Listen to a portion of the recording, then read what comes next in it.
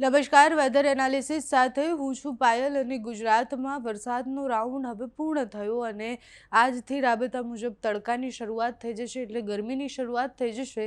પણ આ 1-2 દિવસ પૂરતી ગરમી રહેવાની છે. ફરી એકવાર વરસાદનો એક ભયંકર રાઉન્ડ આવી રહ્યો છે, જેમાં બીજી, ત્રીજી અને ચોથી તારીખે ગુજરાત પરથી જે સિસ્ટમ પસાર થાય છે એ સિસ્ટમ અતિભારે વરસાદ લઈને આવે તેવી સંભાવનાઓ છે. વિંડીના માધ્યમથી પહેલાં સમજવાનો પ્રયાસ કરીએ કે જે સિસ્ટમ પસાર થવાની છે સિસ્ટમ કેટલી મજબૂત છે. આજના દિવસે આપણે જોઈએ તો ગુજરાતમાં ક્યાંય વરસાદ તમને નહીં દેખાય.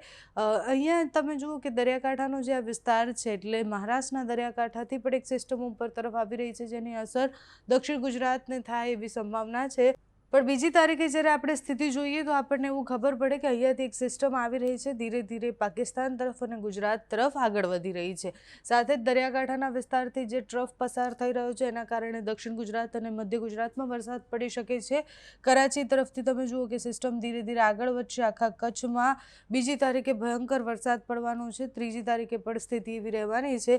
ત્રીજી તારીખે ગુજરાતના અનેક વિસ્તારોમાં, દરિયાકાંઠાના વિસ્તારોમાં અતિભારે વરસાદ પડે તેવી સંભાવના છે. મધ્ય ગુજરાત, ઉત્તર ગુજરાત, દક્ષિણ ગુજરાત, સૌરાષ્ટ્ર, કચ્છ બધી જ જગ્યાએ વરસાદ પડશે. છૂટોછવાયો સામાન્ય મધ્યમ વરસાદ અમુક જિલ્લાઓમાં પડશે, અમુક જિલ્લાઓમાં અતિભારે વરસાદ પડશે. ચોથી તારીખની સ્થિતિ જોઈએ તો માત્ર દરિયાકાંઠાના વિસ્તારોમાં જ વરસાદ દેખાઈ રહ્યો છે, બાકી ક્યાંય વરસાદ નથી. પણ આખો જે રાઉન્ડ વરસાદનો છે એ જ્યાં સુધી આખો ટ્રફ પસાર ન થઈ જાય ત્યાં સુધી ગુજરાતમાં વધારે વરસાદ ભારે પવન સાથે પડે તેવી સંભાવના છે. 3, 4 અને 5 તારીખ સુધી, 5 તારીખે પણ અમુક વિસ્તારોમાં છૂટોછવાયો વરસાદ પડશે.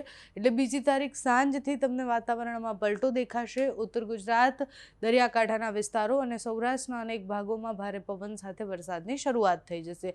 સિસ્ટમ ખૂબ મજબૂત છે જે આ તરફથી આવી રહી છે અને જે સિસ્ટમ ગુજરાત તરફ આગળ વધે છે પાકિસ્તાન અને ગુજરાત બંનેને એટલી અસર કરશે એટલે બોર્ડરના જે વિસ્તાર છે કચ્છની ત્યાં પણ ખૂબ વધારે વરસાદ પડે તેવી સંભાવના છે.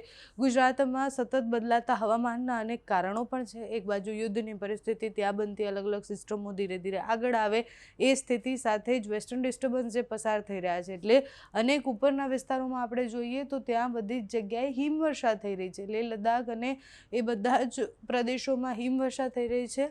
દક્ષિણ ભારતમાં વરસાદ પડી રહ્યો છે એટલે એક બાજુ નીચે વરસાદ, ઉપર હિમવર્ષા અને વચ્ચે આપણા જેટલા પણ રાજ્યો છે એટલે એ ગુજરાત, રાજસ્થાન કે મધ્યપ્રદેશ હોય બધી જ જગ્યાએ વરસાદની શરૂઆત થઈ છે. આ વરસાદનો રાઉન્ડ પણ છેલ્લો રાઉન્ડ નથી હોવાનો. એપ્રિલના એન્ડમાં ફરી એકવાર વરસાદની આગાહી કરવામાં આવી છે એટલે ગુજરાતમાં સતત હવે આ એક મહિનો જે છે એમાં તમને વરસાદ, ગરમી એવી રીતના અનુભવ થવાનો છે. તાપમાન જે છે એ અચાનકથી ઉપર જશે, અચાનકથી નીચે આવશે. વાદળછાયું વાતાવરણ, ભારે પવન અને ભારે પવન ફૂંકાવાનું પણ કારણ છે કે જ્યારે વેસ્ટર્ન ડિસ્ટર્બન્સની સિસ્ટમ પસાર થતી હોય ત્યારે ભારે પવન સાથે વરસાદ પડતો હોય છે. નોર્મલ જો કોઈ ટ્રફ પસાર થતો હોય તો પવન સાથે વરસાદ નથી પડતો.